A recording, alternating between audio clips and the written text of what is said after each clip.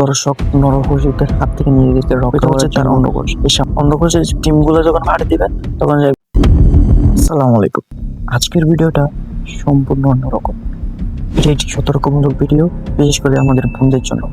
বর্তমানে দর্শন একটা ট্রেন্ডে পরিণত হয়ে গেছে, যার কোনো বিচারই হচ্ছে না, কিংবা কারো মৃত্যুদণ্ড দিচ্ছে।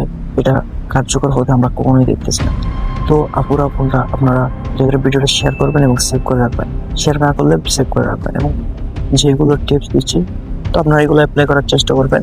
তো এই সকল দর্শক নরপশুদের হাত থেকে নিজেদেরকে রক্ষা করার জন্য এই সামান্য টিপসগুলো হয়তো আমাদের উপকার দিতে পারে। তো আল্লাহ না করুক যদি এরকম পরিস্থিতিতে পড়েন, তাহলে কিভাবে কি করবেন কিছু টিপস আপনাদের সাথে শেয়ার করতেছি। Let's begin.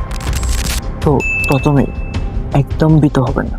ভীত না হয়ে মাথা ঠান্ডা করেন, কারণ ঠান্ডা মস্তিষ্ক ওই সময়ের জন্য খুবই খুবই খুবই ইম্পর্টেন্ট। আপনি নিজেকে বাঁচানোর জন্য এমন এমন পদক্ষেপ নিতে পারবেন ওই সময়, যদি আপনার মাথায় ঠান্ডা রাখেন। আপনি তাকে ধাক্কা থাপ্পড় কিচ্ছু দেবেন না। জাস্ট কি করবেন, এই হাতটা এরকম করে ধরে এভাবে একটা মারবেন মুখের মধ্যে, যাতে তার সামান্য কিছু সময়ের জন্য সে ব্যালেন্স হারাবে। আর যতটা সম্ভব, মানে যতটা সম্ভব জোরে চিৎকার করবেন।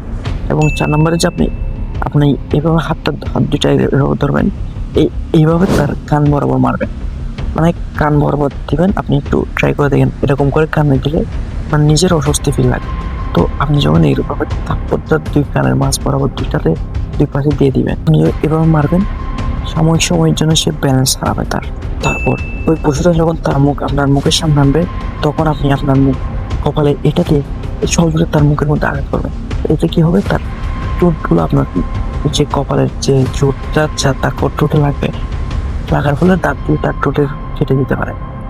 আর আপনারা সবসময় কাপড়ের মধ্যে সেফটি পিন এবং হিজাব পিন রাখবেন। এগুলো আপনার জন্য, আপনি যখন মাথা ঠান্ডা রেখে এগুলো ইউজ করবেন, এগুলো কাজে দিবেন। এবং সেফটি পিনগুলো নিয়ে তার গলায় ঢুকিয়ে দিন, হয়তো সে সেন্সলেস হয়ে যেতে পারে। এবার আছে মেন টিপসে। সে যখন তার বিচিটা ভাষণ নামবে, একদম আপনার হাঁটু দিয়ে এমন সজোরে ধাক্কা দিবেন, মানুষের ডিমগুলো যখন হাঁটে দিবেন, তখন আপনি নিশ্চিন্তে এখান থেকে ফিরে আসতে পারবেন। একদম সর্বশেষ, ওইগুলো তো বাদ, ওইগুলো আপনি যদি করতে পারেন দেখেন।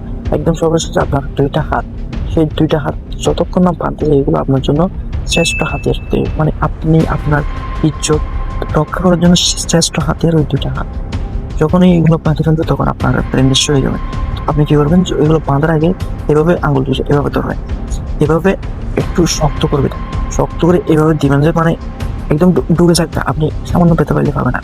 এই ব্যথাগুলো আপনার ইজ্জতের সামনে কোনো কিছু না, এবং ওই নরপশু মরে গেলেও সমস্যা নাই, আপনার ইজ্জতটাকে এমনভাবে ঢুকাই দিবেন, ভিতরে চিপ যদি ঢুকে যায় আঙুলে, একদম শেষ করে দেবেন তার চোখগুলো।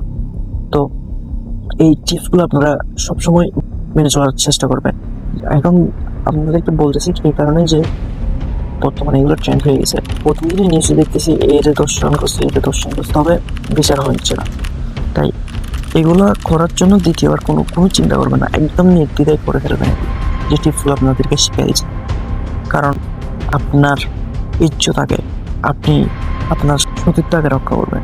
এই ভিডিওটা বেশি বেশি শেয়ার করবেন, এবং যে টিপসগুলো বলে দিচ্ছি আপনারা আমার বোনেরা এগুলো অ্যাপ্লাই করার চেষ্টা করবেন। আল্লাহ না করুক কোনো বিপদ, তো এখন যে পরিস্থিতি দেখতেছে, কখন কার সাথে কী হয়ে যায় কে জানে। তো এগুলা মাথায় সেট করে রাখবেন। ধন্যবাদ সবাইকে। সালাম আলাইকুম। আপনার ইজ্জতের সামনে কোনো নরপশুই মানুষ না, তাই নিজের সতীত্ব রক্ষার্থে যদি হিংস্র হতে হয়, তাহলে হয়ে যান হিংস্র বাঘিনী, আর রুখে দিন সে পুরুষ নামক কাপুরুষকে।